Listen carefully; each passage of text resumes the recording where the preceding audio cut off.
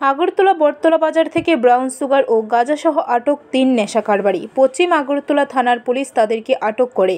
তাদের কাছ থেকে উদ্ধার হয় 5.1 গ্রাম ব্রাউন সুগার, 2 কেজি গাঁজা ও নগদ 5,550 টাকা উদ্ধার হয়। ধৃতরা হলো গোপাল দাস, অমল সূত্রধর ও নয়ন সরকার। সদর মহকুমা পুলিশ আধিকারিক জানান, তাদের কাছ থেকে উদ্ধার হয় 5.1 গ্রাম ব্রাউন সুগার, 2 কেজি গাঁজা ও নগদ 5,550 টাকা। ধৃতদের বিরুদ্ধে এনডিপিএস অ্যাক্টে মামলা রুজু করা হয়েছে। সোমবার পুলিশ রিমান্ডের আর্জি জানিয়ে ধৃতদের আদালতে সোপর্দ করে পুলিশ। একটা অপারেশন করা হয়, যেটা হচ্ছে ড্রাগের এগেইনস্টে যেটা হয়েছে।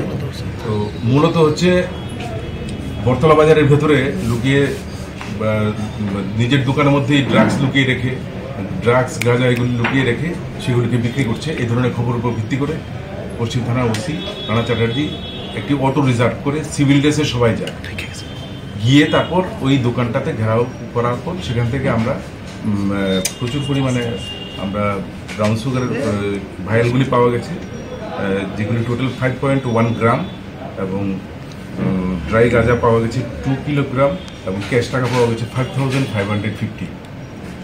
তো যাদেরকে অ্যারেস্ট করা হয়েছে এদের নাম হচ্ছে গোপাল দাস। এই গোপাল দাস থেকে 2 মাস আগেও সে অ্যারেস্ট হয়েছে